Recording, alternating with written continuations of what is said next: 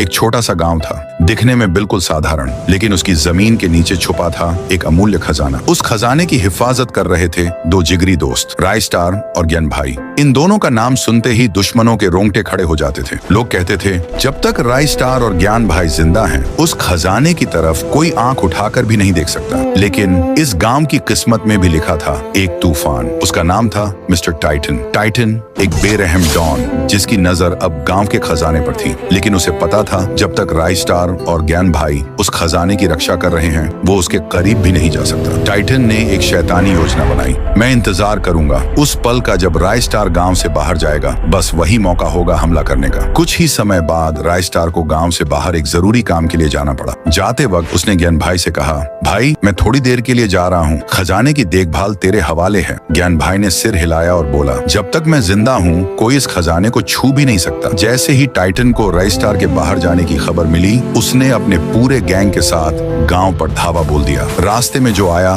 Titan ने उसे बेरहमी से मार गिराया। आखिरकार वो खजाने के सामने पहुंचा, लेकिन तभी ज्ञान भाई सामने आ गया। रुक जा टाइटन, मेरे रहते तू इस खजाने को हाथ नहीं लगा सकता। टाइटन गरजा, हट जा मेरे रास्ते से, वरना अंजाम बुरा होगा। ज्ञान भाई नहीं हटा। टाइटन ने अपनी बंदूक निकाली और गोली चला दी। ज्ञान भाई जमीन पर गिर पड़ा। टाइटन ने सारा खजाना उठवाया और अपनी गाड़ियों में भरवा लिया। कुछ ही देर बाद रायस्टार वापस गांव पहुंचा। चारों तरफ लाशें बिछी हुई थीं, जलते हुए घर, रोते हुए लोग, और तब उसकी नजर पड़ी ज्ञान भाई पर। ज्ञान भाई अंतिम सांसें ले रहा था। किसने किया ये सब? रायस्टार चीखा। ज्ञान भाई ने कांपते हुए हाथ से इशारा किया और बोला, वो टाइटन था। और ये कहते ही ज्ञान भाई ने आखिरी सांस ली। रायस्टार की आंखों में आंसू नहीं, आग थी। जिसने भी ये किया है, मैं यूज छोड़ूंगा नहीं। टाइटन अपने अड्डे में बैठा खजाने की चमक में खोया हुआ था। तभी उसके एक आदमी ने खबर दी, बॉस रायस्टार आ रहा है। टाइटन मुस्कुराया और बोला, बस उसी का इंतजार था। रायस्टार आया,